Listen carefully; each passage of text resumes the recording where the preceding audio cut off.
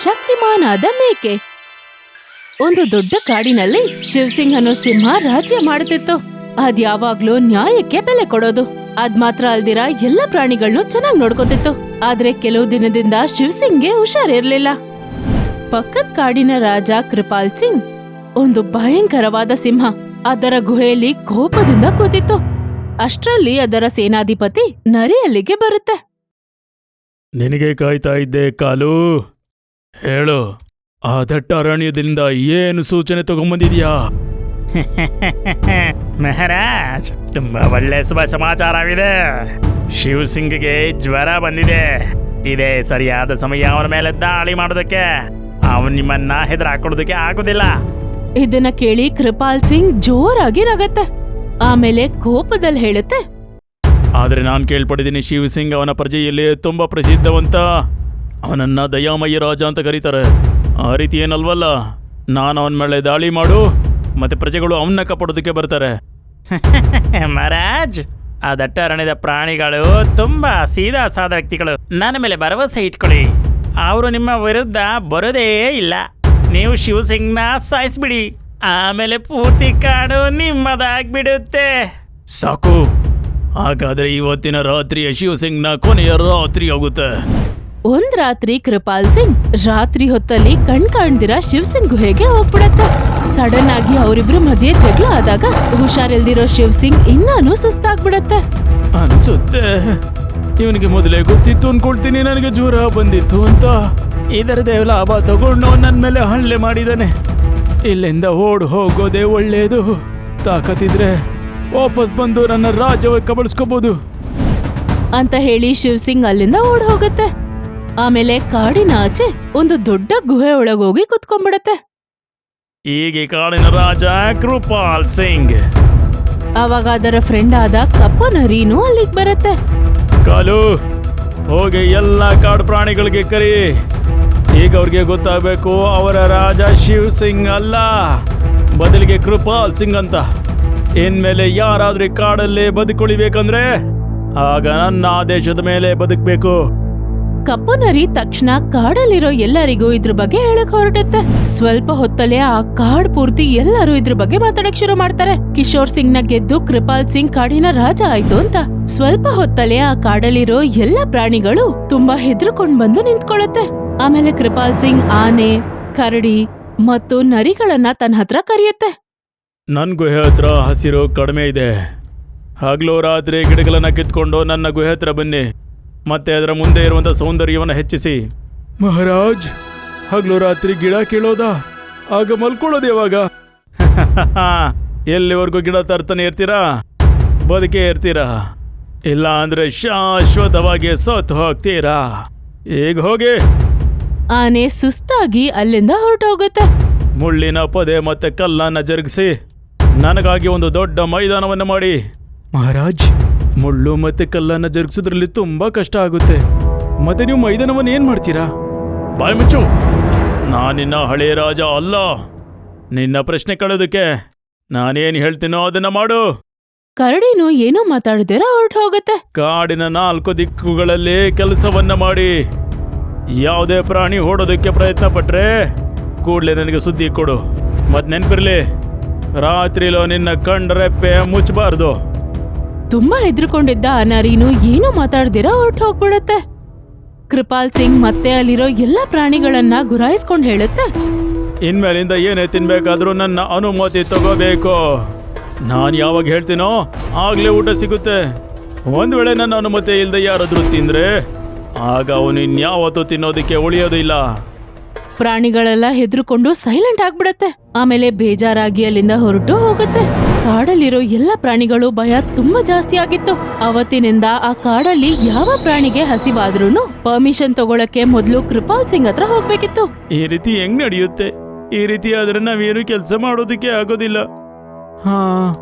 ಯಾವಾಗಿಂದ ಕೃಪಾಲ್ ಸಿಂಗ್ ಹಲ್ಲೆ ಮಾಡಿದಾನೆ ಆವಾಗಿಂದ ಹೊಟ್ಟೆ ತುಂಬಾ ಊಟನೂ ಸಿಗ್ತಾ ಇಲ್ಲ. ಕಾಡಿನ ಪ್ರಾಣಿಗಳು ತುಂಬಾ ಹೆದರ್ಕೊಂಡು ಜೀವಿಸ್ತಿದ್ರು. ಈ ಕಷ್ಟದ ಕಾಲ ಯಾವಾಗ ಮುಗಿಯುತ್ತೆ ಅಂತ ಅವ್ರು ಯಾರಿಗೂ ಗೊತ್ತಿರ್ಲಿಲ್ಲ. ಆ ಕಾಡಲ್ಲಿ ಕಷ್ಟಪಟ್ಟು ಕೆಲ್ಸ ಮಾಡಿ ಮಾಡಿ ಆನೆನು ಕರಡಿನೂ ತುಂಬಾನೇ ಸುಸ್ತಾಗಿತ್ತು. ಒಂದ್ ದಿವಸ ಅವರಿಬ್ರು ಮೀಟ್ ಮಾಡ್ತಾರೆ. ಬಾಲು ಅಣ್ಣ, ಕೃಪಾಲ್ ಸಿಂಗ್ ಅಂತೂ ಅತ್ಯಾಚಾರದಲ್ಲಿ ಮಿತಿ ಮೀರಿದಾನೆ. ಹಗಲು ರಾತ್ರಿ ಕಾಡಿನ ಗಿಡಗಳನ್ನ ಕಿತ್ತು ಕಿತ್ತು ಮೈಕೈಯೆಲ್ಲ ನೋವು ಬಂದಿದೆ. ಆ ನಿರ್ದಯಿಗೆ ನಮ್ಮ ಮೇಲೆ ಸ್ವಲ್ಪನೂ ದಯ ಬಂದಿಲ್ಲ. ಅದ್ರ ಮೇಲೆ ತಿನ್ನೋದಕ್ಕೂ ಸಹ ಅವನ ಅನುಮತಿ ತಗೋಬೇಕು ಅಂತೆ. ನಂದು ಸಹ ಅದೇ ಗತಿನೇ. ಆನೆ ಅಣ್ಣ, ಹಗಲು ರಾತ್ರಿ ಮುಳ್ಳಿನ ಪೊದೆಗಳನ್ನ ಹೆರ್ತಾ ಇದ್ದೀನಿ, ಮೈದಾನ ಮಾಡ್ತಾ ಇದ್ದೀನಿ. ಆದ್ರೆ ಹಸುಕೊಂಡೆ ಸಾಯ್ಬೇಕಾಗುತ್ತೆ. ನಾವಿಬ್ರು ಎಷ್ಟು ಕಷ್ಟ ಪಡ್ತಾ ಇದ್ದೀವಿ, ಆದ್ರೂ ಕೃಪಾಲ್ ಸಿಂಗ್ನ ಕಣ್ಣಿಗೆ ನಮಗೆ ಯಾವುದೇ ಮರ್ಯಾದೆ ಇಲ್ಲ. ಕಮ್ಮಿ ಅಂದ್ರೂ ನಮ್ಗೆ ಹೊಟ್ಟೆ ತುಂಬ ಊಟ ಆದ್ರೂ ಸಿಗ್ಬೇಕಲ್ವಾ? ನೀನ್ ಹೇಳ್ತಿರೋದು ಸರಿ. ಮತ್ತೆ ಆ ಬಾಡ ತೋಳ, ಅವನನ್ನ ಯಾವಾಗಿಂದ ಅರಣ್ಯ ಗಡಿಯಲ್ಲಿ ನಿಯೋಜಿಸಲಾಗಿದೆ. ಭಯದಿಂದ ಅಲ್ಲೇ ನಿಂತ್ಕೊಂಡ್ಬಿಟ್ಟಿದ್ದಾನೆ. ಅವನಿಗೆ ಭಯ ಏನಂದ್ರೆ ಅಲ್ಲಿಂದ ಯಾವ ಪ್ರಾಣಿನೂ ಓಡ್ ಹೋಗ್ಬಾರ್ದಂತ. ಇಲ್ಲಾಂದ್ರೆ ಕೃಪಾಲ್ ಸಿಂಗ್ ಅವನ ಕತೆನ ಮುಗಿಸ್ಬಿಡ್ತಾನೆ. ಇದು ಹೇಗೆ ನಡೆಯುತ್ತೆ? ನಡಿ, ನೇರವಾಗಿ ಕೃಪಾಲ್ ಸಿಂಗ್ ಹತ್ರ ಮಾತಾಡೋಣ. ಆನೆ ಮತ್ತೆ ಕರಡಿ ಇಬ್ರು ಕೃಪಾಲ್ ಸಿಂಗ್ ಇರೋ ಗುಹೆಗೆ ಹೋಗ್ತಾರೆ. ಅವರಿಬ್ರು ಬರೋದನ್ನ ನೋಡಿ ಕೃಪಾಲ್ ಸಿಂಗ್ ಆಶ್ಚರ್ಯದಿಂದ, ನೀವಿಬ್ರು ಇಲ್ಲಿ ಹೇಗೆ? ಮಹಾರಾಜ್, ನಾವಿಬ್ರು ಕತೆಗಳಾಗೆ ನಿಮ್ಗೋಸ್ಕರ ಕೆಲಸ ಮಾಡ್ತಾ ಇದೀವಿ. ನಾವಿಷ್ಟೊಂದು ಕಷ್ಟ ಪಡ್ತಾ ಇದೀವಿ. ಈ ಕೆಲಸ ಮುಗಿಸಿದ್ಮೇಲೆ ನಿದ್ದೆನು ಮಾಡೋಕ್ಕಾಗ್ತಾ ಇಲ್ಲ. ಆದ್ರೆ ಕಮ್ಮಿ ಆದ್ರೂ ನಮ್ಗೆ ಹೊಟ್ಟೆ ತುಂಬ ಊಟ ಆದ್ರೂ ಸಿಗ್ಬೇಕಲ್ವಾ? ಹಾಗಾದ್ರೆ ಏನ್ ನಾನು ನಿಮ್ಗೆ ತಿನ್ಬೇಡ ಅಂತ ಹೇಳಿದೀನಾ? ಹೇಳಿರೋದೇನಂದ್ರೆ ಯಾವಾಗ ತಿನ್ಬೇಕಾದ್ರೂ ನನ್ನ ಅನುಮತಿ ತಗೊಂಡು ತಿನ್ಬೇಕು. ಮಹಾರಾಜ್, ದಯೆ ತೋರಿಸಿ. ಎಲ್ಲಿ ನಿಮ್ಮ ವಿಶಾಲ ಮೈದಾನ ನಡೀತಾ ಇದೆ, ಅಲ್ಲಿಂದ ಗುಹೆ ತುಂಬಾ ದೂರ ಇದೆ. ಯಾವಾಗ ನಮ್ಗೆ ಹಸಿವಾಗುತ್ತೆ ನಾವ್ ಇಲ್ಲಿವರೆಗೂ ಬರ್ಬೇಕಾಗುತ್ತೆ.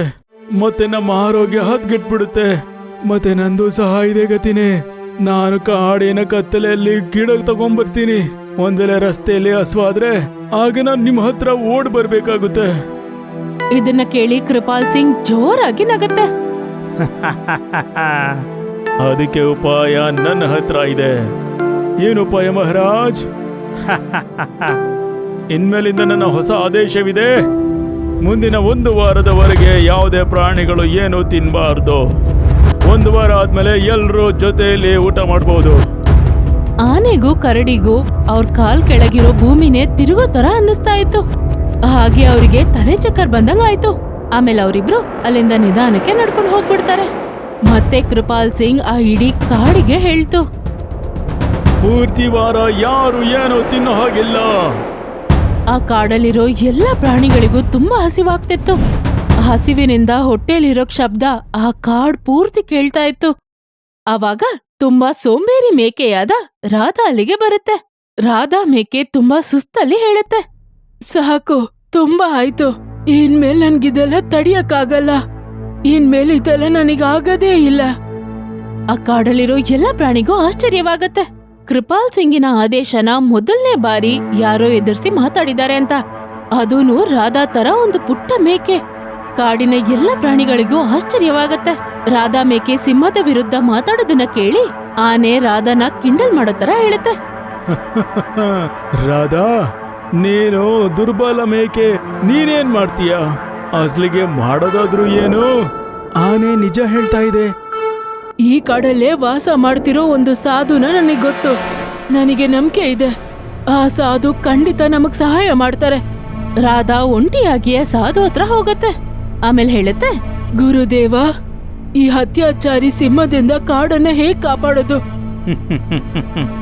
ಆ ಪರ್ವತದ ಮೇಲೆ ಒಂದು ಮಾಯಾ ನದಿ ಇದೆ. ಆ ನೀರನ್ನ ಯಾರು ಕುಡಿಬಹುದು ಅಂದ್ರೆ ಯಾರು ದುರಾಸೆಯಿಂದ ಮುಕ್ತಿಯಾಗಿದ್ದಾರೆ. ಮತ್ತೆ ಯಾರು ಆ ನೀರನ್ನ ಕುಡಿತಾರೆ ಅವರಿಗೆ ಅದ್ಭುತ ಶಕ್ತಿ ಸಿಗುತ್ತೆ. ಇದನ್ನೆಲ್ಲ ಕೇಳಿ ರಾಧಾ ವಾಪಸ್ ಹೊರಟು ಮಿಕ್ಕಿದ ಪ್ರಾಣಿಗಳಿಗೆಲ್ಲ ಇದ್ರ ಬಗ್ಗೆ ಹೇಳುತ್ತೆ. ಆನೆ, ಕರಡಿ ಮತ್ತು ನರಿ ಅದರ ಮಾತನ್ನ ಕೇಳಿ ನಗಕ್ ಶುರು ಮಾಡುತ್ತೆ. ಆಮೇಲೆ ರಾಧಾನ ಇನ್ನ ಕಿಂಡಲ್ ಮಾಡಕ್ ಶುರು ಮಾಡುತ್ತೆ. ನನ್ನ ಶರೀರ ನೋಡು, ನಾನು ಎಷ್ಟು ಶಕ್ತಿಶಾಲಿ ಅಂತ. ನಾನಿಷ್ಟು ಬಲಶಾಲಿಯಾಗಿದ್ರೂ ಕೃಪಾಲ್ ಸಿಂಗ್ಗೆ ಏನೂ ಮಾಡಕ್ಕಾಗಿಲ್ಲ. ನೀನಿಷ್ಟು ಚಿಕ್ಕ ಮೇಕೆ ಏನ್ ಮಾಡ್ಕೊಳ್ತೀಯ? ಬಾಲುಗಿಂತ ಹೆಚ್ಚು ಶಕ್ತಿಶಾಲಿ ನಾನಾಗಿದ್ದೀನಿ. ಮತ್ತೆ ನನ್ನ ಹಲ್ಲು ನೋಡಿದ್ಯಾ ನೀನು? ನಾನು ಯಾರನ್ನು ಬೇಕಾದರೂ ಸೀಳು ಹಾಕ್ಬೋದು. ನಿನ್ನ ಹಲ್ಲು ನೋಡಿದ್ಯಾ? ಒಂದ್ ವೇಳೆ ಕೃಪಾಲ್ ಸಿಂಗ್ ನಿನ್ನ ಮುಖದ ಮೇಲೆ ಒಂದು ಪರ್ಚಿದ್ರೆ ನಿನ್ ಎಲ್ಲ ಹಲ್ಲುಗಳು ಉದುರೋಗುತ್ತೆ. ರಾಧಾ ಅವ್ರ ಮಾತೆಲ್ಲ ತಪ್ಪಾಗಿ ತಿಳಿದೆ, ದೇಹದಿಂದ ಏನೂ ಆಗಲ್ಲ. ನಾವು ನಮ್ಮ ತಲೆನ ಉಪಯೋಗಿಸ್ಬೇಕು. ನಿಮ್ಮೆಲ್ಲರಿಗೂ ತಾಕತ್ತಿದೆ, ಆದ್ರೆ ಸಿಂಹದ ಹತ್ರ ಸೋಲನ ಒಪ್ಕೊಂಡಿದ್ದೀರಾ. ನಿಮ್ಮಲ್ಲೆಲ್ಲ ಒಂದು ವಿಷಯದ ಕೊರತೆ ಇದೆ, ಧೈರ್ಯ. ಆ ಧೈರ್ಯ ನನ್ನೊಳಗಿದೆ. ಖಂಡಿತ ಕೃಪಾಲ್ ಸಿಂಗ್ ಹತ್ರ ನಾನ್ ಸೋತ್ ಹೋಗಲ್ಲ. ರಾಧಾ ಈ ತರ ಹಠ ಹಿಡಿಯೋದನ್ನ ನೋಡಿ ಮಿಕ್ಕಿದ್ದೆಲ್ಲ ಪ್ರಾಣಿಗಳು ಅದರ ಜೊತೆನೆ ಹೋಗುತ್ತೆ. ಕೊನೆಗೂ ಅವರು ಆ ಮಾಯೆ ನದಿ ಹತ್ರ ಬರ್ತಾರೆ. ಆದ್ರೆ ಅದನ್ನ ನೋಡಿದ ತಕ್ಷಣ ಆನೆ, ಕರಡಿ ಮತ್ತು ನರಿಗೆ ತುಂಬಾ ದುರಾಸೆ ಆಗುತ್ತೆ. ಮೊದಲು ನಾವು ಕುಡಿಯೋಣ, ಬಲಶಾಲಿ ಆಗೋಣ, ಮತ್ತೆ ಕೃಪಾಲ್ಗೆ ಹೊಡೆದು ರಾಜ ಆಗೋಣ. ಅವ್ರ 3 ಜನ ನೀರನ್ನ ಕುಡಿತಾರೆ, ಆದ್ರೆ ಏನೂ ಆಗ್ಲಿಲ್ಲ. ಆವಾಗ ನದಿಯಿಂದ ಒಂದು ಚಿಕ್ಕ ಶಬ್ದ ಕೇಳಿಸತ್ತೆ. ಶಕ್ತಿ ಯಾರಿಗೆ ಸಿಗುತ್ತೆ ಅಂದ್ರೆ ಯಾರ ಮನಸ್ಸು ದುರಾಸೆಯಿಂದ ಮುಕ್ತವಾಗಿದೆ. ಆ ನದಿ ರಾಧಾವಿನ ಹೆಸರನ್ನ ಹೇಳುತ್ತೆ. ರಾಧಾ ಶ್ರದ್ಧೆಯಿಂದ ನೀರನ್ನ ಕುಡಿಯುತ್ತೆ. ತಕ್ಷಣ ಅದರ ದೇಹ ಸುತ್ತ ಕಲರ್ ಆಗಿರೋ ಒಂದು ದೊಡ್ಡ ಸರ್ಕಲ್ ಬರುತ್ತೆ. ಅದು ಶಕ್ತಿಮಾನ್ ಮೇಕೆಯಾಗಿ ಬದಲಾಗುತ್ತೆ. ನಮ್ಮಿಂದ ತಪ್ಪಾಗೋಯ್ತು. ಆಮೇಲೆ ಸೀದಾ ಕೃಪಾಲ್ ಸಿಂಗ್ ಇರೋ ಗುಹೆಗೆ ಹೊರಟೋಗುತ್ತೆ. ಚಿಕ್ಕ ಮೇಕೆ ನನ್ನ ಸೋಲ್ಸುತ್ತಾ. ಆದ್ರೆ ಮಾರನೇ ಕ್ಷಣ ರಾಧಾ ಒಂದೇ ಏಟಿಗೆ ಕೃಪಾಲ್ ಸಿಂಗನ್ನ ಸೋಲಿಸ್ಬಿಡುತ್ತೆ. ಮಹಾರಾಜ್, ಇಲ್ಲಿಂದ ಓಡ್ ಹೋಗೋದೇ ಒಳ್ಳೇದು. ಅರೆ, ಈ ಕಾಡಿನ ಮೇಕೆಗಳು ಎಷ್ಟು ಬಲಶಾಲಿಯಾಗಿದೆಯಾ. ಈ ಎಲ್ಲ ನಮ್ಮನ್ನ ಈ ರೀತಿ ಓಡಿಸಿದ್ರೆ ನಾನು ಎಲ್ಲಿ ಉಳ್ಕೊಳ್ಳೋದು? ಕೃಪಾಲ್ ಸಿಂಗ್ ಮತ್ತು ಕಪ್ಪು ನರಿ ಹೆದ್ರುಕೊಂಡು ಅಲ್ಲಿಂದ ಓಡ್ ಹೋಗುತ್ತೆ. ಕಾಡಿನ ಪ್ರಾಣಿಗಳೆಲ್ಲ ಖುಷಿಯಿಂದ ಆಡಕ್ ಶುರು ಮಾಡುತ್ತೆ. ಇನ್ಮೇಲೆ ನಮ್ಮ ರಾಣಿ ರಾಧಾ ಮೇಕೆ ಆಗಿರುತ್ತೆ. ಕಾಡಿನ ರಾಜ ಯಾವಾಗ್ಲೂ ಸಿಂಹ ಮಾತ್ರ. ನಾವು ನಮ್ಮ ರಾಜನ ಹುಡುಕ್ಬೇಕು. ರಾಧಾ ಮತ್ತು ಇತರ ಪ್ರಾಣಿಗಳು ಸೇರಿ ಶಿವಸಿಂಗ್ನ ಒಂದು ಜೋಪಡಿ ಒಳಗೆ ಹೋಗಿ ಹುಡುಕಕ್ ಶುರು ಮಾಡುತ್ತೆ. ಅದು ತುಂಬಾನೇ ಸುಸ್ತಾಗಿತ್ತು. ಆಮೇಲೆ ರಾಧಾ ನಡೆದಿದ್ದೆಲ್ಲಾನು ಹೇಳಿದಾಗ ಶಿವಸಿಂಗ್ ಹಾಗೆ ಕಣ್ಣಲ್ಲಿ ನೀರೇ ಬಂದ್ಬಿಡತ್ತೆ. ಮೆತ್ತಗೆ ರಾಧಾ ಅದಕ್ಕೆ ಟ್ರೀಟ್ಮೆಂಟ್ ಕೊಟ್ಟ ಮೇಲೆ ಶಿವಸಿಂಗು ಸರಿ ಆಗ್ಬಿಡತ್ತೆ. ಕೊನೆಗೂ ಶಿವಸಿಂಗ್ ಮತ್ತೆ ಕಾಡಿನ ರಾಜವಾಯ್ತು. ಆಮೇಲೆ ಕೃಪಾಲ್ ಸಿಂಗ್ ಶಾಶ್ವತವಾಗಿ ಕಾಣೆಯಾಯ್ತು. ತನ್ನ ಧೈರ್ಯದಿಂದ ಆ ಕಾಡನ್ನೇ ಕಾಪಾಡಿದ ರಾಧಾ ಶೇರ್ ಸಿಂಗಿನ ಒಂದು ಒಳ್ಳೆ ಫ್ರೆಂಡ್ ಆದ್ಲು. ಧೈರ್ಯಕ್ಕಿಂತ ಬೇರೆ ಯಾವುದು ದೊಡ್ಡದಲ್ಲ. ನಿಮ್ಗೆ ನಮ್ಮ ವಿಡಿಯೋ ಇಷ್ಟ ಆಗಿದ್ರೆ ಕೂಡಲೇ ನಮ್ಮ ಚಾನೆಲ್ ಅನ್ನ ಸಬ್ಸ್ಕ್ರೈಬ್ ಮಾಡಿ. ಮತ್ತೆ ವಿಡಿಯೋನ ಲೈಕ್ ಮತ್ತೆ ಶೇರ್ ಮಾಡೋದನ್ನ ಮರಿಬೇಡಿ. ಧನ್ಯವಾದ.